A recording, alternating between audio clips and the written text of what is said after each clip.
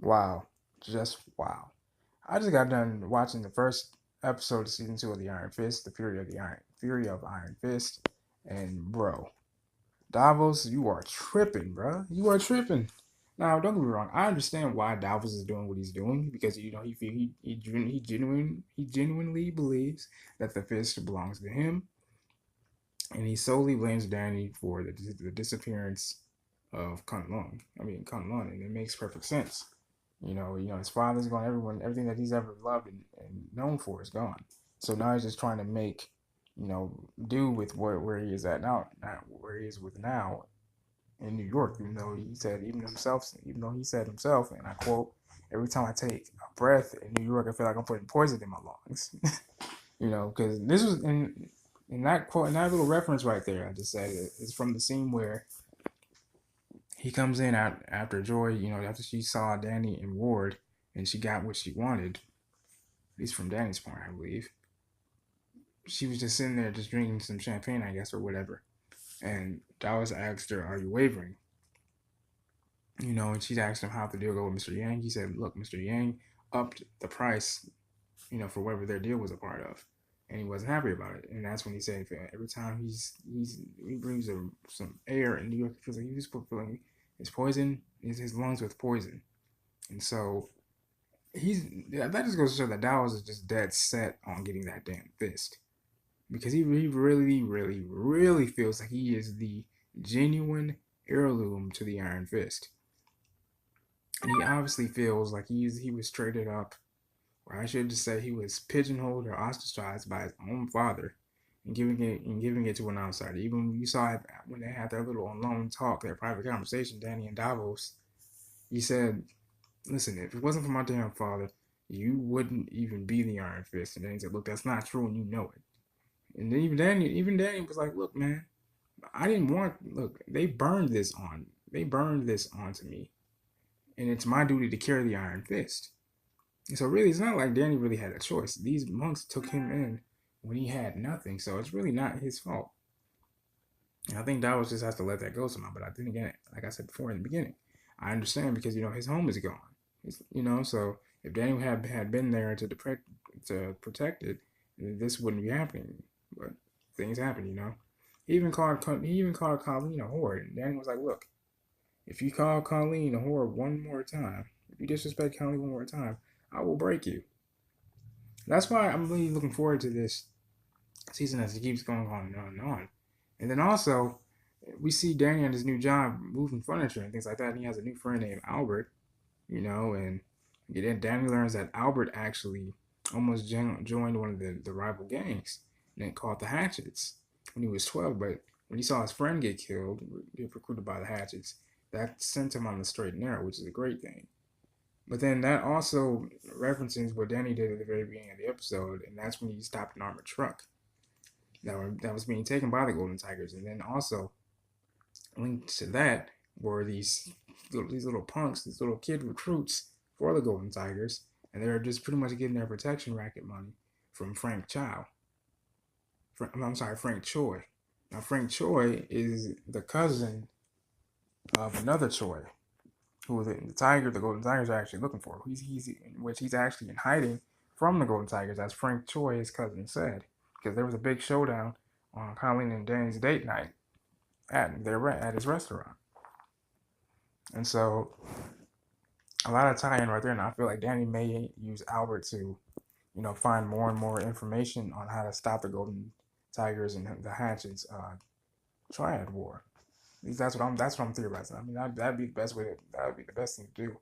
And also, while Danny is actually moving furniture and things like that, they meet this photographer, this redhead named Mary, and we see her when she goes home. She sees these sticky notes. One that says "Don't leave the house." The other one says "Stop moving things." And all of a sudden, she goes into this hysterical, almost damn near manic panic attack. She's turning on all this water. I guess it's there to. I guess it's like a coping mechanism to calm her down, and regain a sense of self. And so we see her going to the bathroom. She turns on the water in the shower, and she starts to calm down, and she starts to laugh, and then cry and laugh and cry. And I'm like, okay, what's her deal? So I really hope they kind of talk on that as well. as the season progressed. That's all I really got for the first season, as well as I'm sorry. There's one more. There's one little thing I'm missing too. Um, Colleen works at this center for underprivileged people, and while helping a single mother and her daughter find stuff to wear and things like that, she spots this black box with her family crest on it. And within the containments of the box, the black box that we all come on, which is actually known now as a kimono. The kimono is her mother's, is Colleen's mother's brush and comb that her mother used to fix her hair. And I guess it really just made Colleen just think back instantly as she told Danny back when she was 4 or 5, her mother used to do her hair and things like that. And her mother was the only person that would not give her up. I didn't give up on her. And so she hasn't thought about her. And to come to find out, Colleen really hasn't even thought of her mother in a very long time. So hopefully we get more and more into Colleen's backstory this season as well. But that's what I got for you guys for the first episode. I'll be back for the second and third. I might just be doubling it up after the second episode, and that way things can go along a lot faster. But I'll give it right back with you guys. Okay, this episode 2 of season 2 of the Iron Fist. The city's not for burning. We saw pretty much Colleen and Danny trying to broker a truce between the Golden Tigers and the Handshakes before an all-out war happened again. As a matter of fact, the episode came out with one of we find out to be the nephew of Mr. Yang, Chai-Jin Yang. His nephew was actually killed by the hatchets, and he wanted blood for blood. But luckily, Colleen was able to speak with Sherry Yang, his wife, at a charity gambling event, and she was able to convince him, hey, let's broker peace instead of war. And when he decided to do that, Davos decided to kill him, and now that's going to reignite the fire now. Danny and Colleen just put out a fire, now Davos just put another damn can of gasoline on it. Now it's going to fucking burn down the damn forest now. Because now, if you don't remember in this episode as well, Davos wanted to know when the shipment was going to be made. He wanted to make the delivery. And so when Mr. Yang said, no, I'm good, I'm done doing that, I'd rather broker peace, Davos killed him. Also, Davos went against his own honor and actually slept with one of Joy's friends, actually, who happens to be married to a congressman. And even Joy said, look, if we're going to want a scandal, we're going to have to make something that's scandalous, even though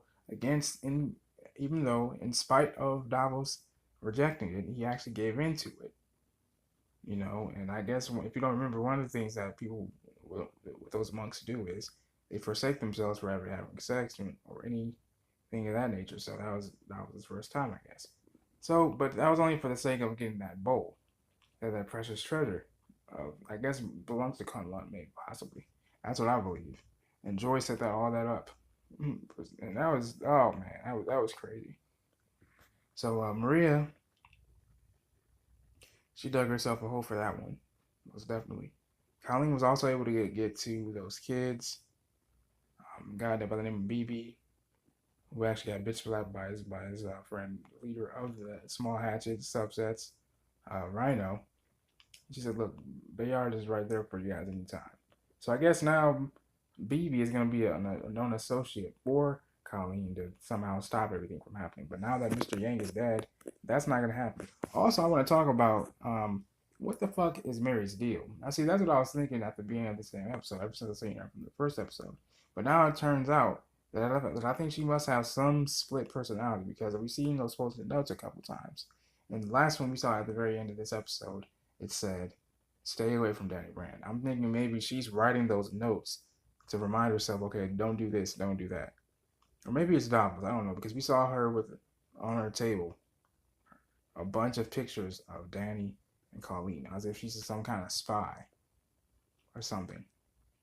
I mean, we saw her call Danny's phone, Colleen pick it up, only for her to say, oh no, I shouldn't have called, and hang up the phone.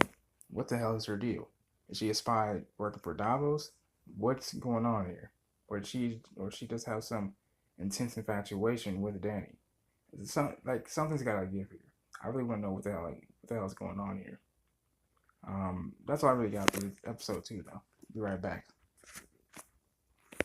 Oh, wait a second. I forgot one more thing. Sorry. We actually got flashbacks of Danny and Davos when they were fighting for the title of the Iron Fist, who can carry the Iron Fist. And it looks like Davos was going to have the upper hand on Danny when he stepped on his fingers and broke his hand. But it turns out Danny persevered, willed his way through. We saw him look at the sand and willed his way through, and he beat Davos. And Davos didn't necessarily yield, but his father stopped the match and said, Danny Rand Kai will fight the dragon, Shao Lao. And you could see visibly on Davos's face, no matter how bloody and swollen it was, that he was broken. He was heartbroken. Not only to be bested by one of his, not to be only be bested by his brother, but by his own father at best. So we'll see how that happens. This is episode 3. Is Deadly Secret. We'll see what happens. All right, guys. So I just got done watching episode 3, and a lot came to head to head. We seen Colleen go over to Frank Choi's place. He wasn't there, nowhere to be found, but a book. There was pretty much a logbook of every transaction and payment that he made with the Hatches and or Golden Tigers. Even BB said himself, like, he always pays on time. So why the heck is this guy missing then? So then Ward also hatches an idea to meet up with Joy to air out their grievances. Davos and Danny, that whole collective. So they have a quiet, awkward ass dinner. So Colleen says, fuck this bullshit. Ward's not here, so let's do this shit. So she calls foul and says, all right, look. So Joy airs her grievances a little bit. She's just upset the fact that Danny and Ward still kept the fact that her father was alive all these years from her. Of course, Danny said, look, there were higher players at play that they were going to do damage, and they did what they did to protect her. And then also, turns out, and I was just right, my suspicions were correct. Mary Walker, or as she's known as to Danny and Colleen as Mary, is actually the private investigator hired by Joy to do surveillance on Danny Rand and Colleen for some odd ass reason.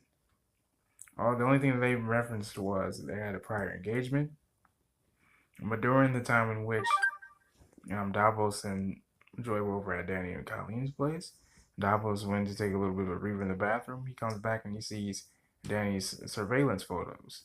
Why does he have them? They ask Walker that. They went over to see Walker right away, and Walker's like, I already told you. This whole situation is still salvageable. And she even held up blades when Davos threatened her. She's like, look, I don't like threats. Your business partner threatened me. So now episode 4, Target Iron Fist is now I'm about to go ahead and watch this and get back with you guys. Alright, so in episode 4, a lot of shit just went down. Let's see. Mr. Yang, turns out Davos gave that motherfucking a stroke by using the Devil's Claw. Let's see, what else? We see Misty Knight make a cameo again with her fine ass. I really enjoy seeing Misty. The actress that plays her is pretty, pretty good. The chemistry that's there is pretty damn dope as well. And Davos finally got his little gift to have the Iron Fist for himself. Not only that, but we also find out that Mary is Walker herself. Walker just happens to be I guess you could say, the assassin side of her. This came to fruition when Davos and Joy went over to her place to ask her to continue their interrogation as to how Danny got those surveillance photos. And it's because Mary, her kinder and human side, rifled with guilt, gave Danny those surveillance photos. Of course, Walker doesn't give a damn because, she's just doing her job. But it's when the way is how Joy got her to talk. She started messing with her things, even though Walker told her, don't mess with my damn things. We find out, that she was clinically diagnosed with dissociative identity disorder. That, for those that don't know, that's the personality trait, at least if my memory serves me correct, I apologize if I'm wrong, is when someone has multiple personalities and they don't necessarily remember what they've done, said, and then some. You know, one side of you, for example, as Mary put it, you don't like for one side of you to be really really hungry, but then the other side of you doesn't want to eat. It's very very troublesome. You know, so that's that whole thing. Then turns out Mr. Yang tells Danny, look, Hancock 212 turns out to be a shipping yard, and within that port is where they find the old remains of the what I believe to be the very first Iron Fist. And Davos cuts out his stomach piece, so then that way he can have it carved onto him, the serpent emblem.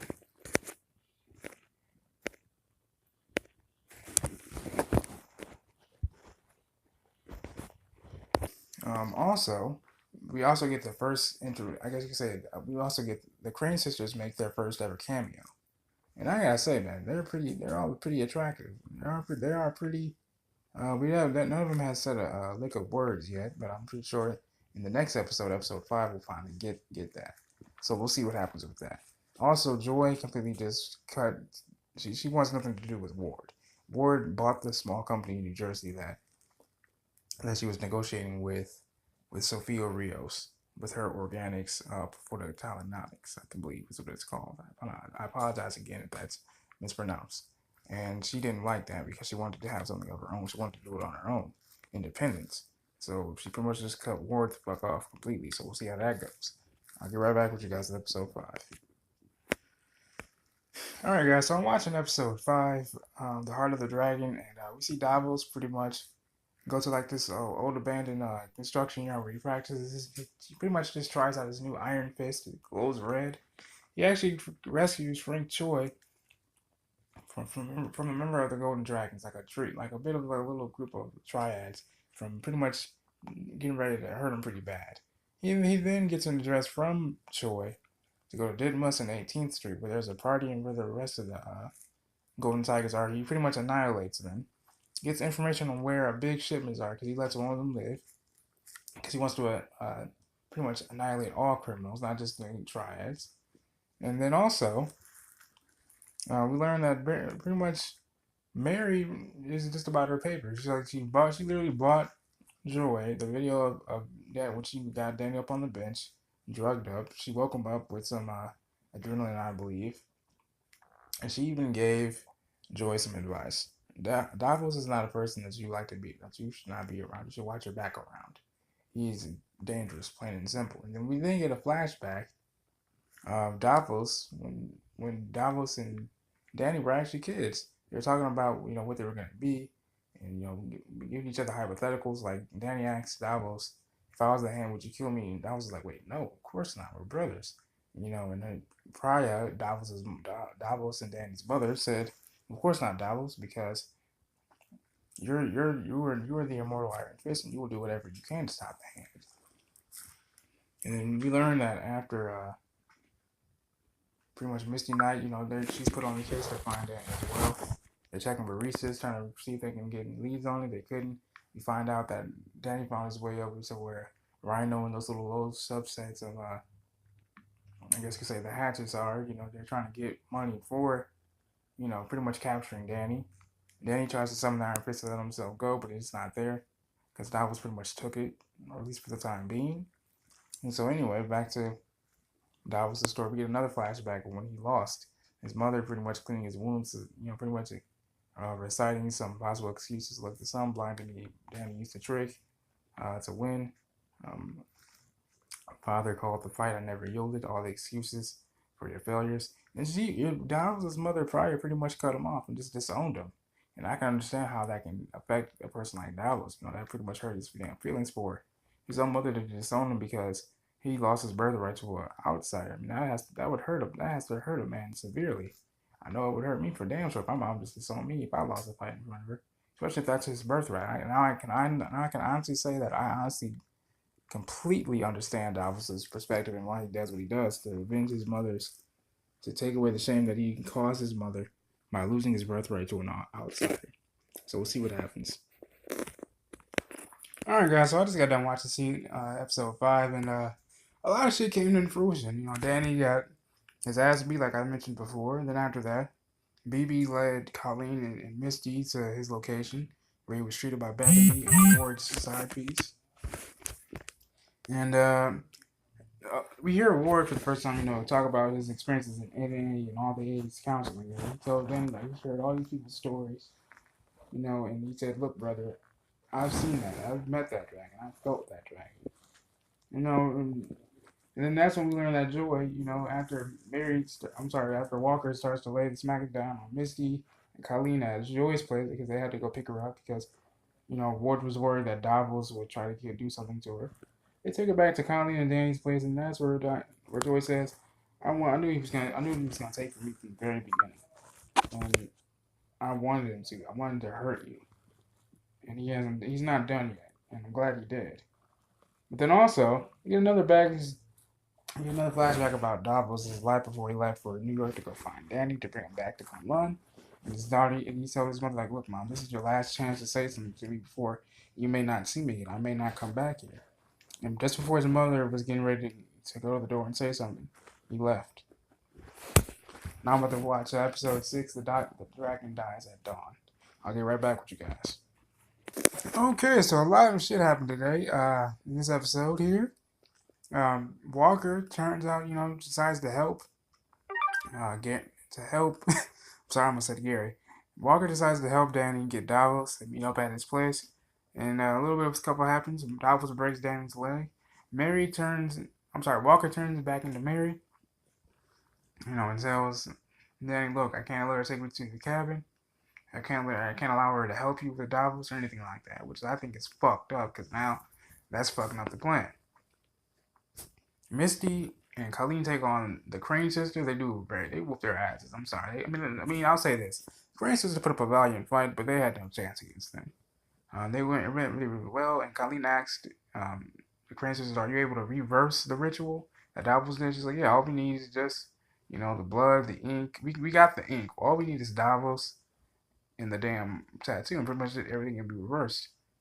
And Davos just continues to go on a rampage. Taking out pretty much Ho, the Penn brothers, pretty much the Triad's entire faction by him damn self within a day, as you hear him tell Danny.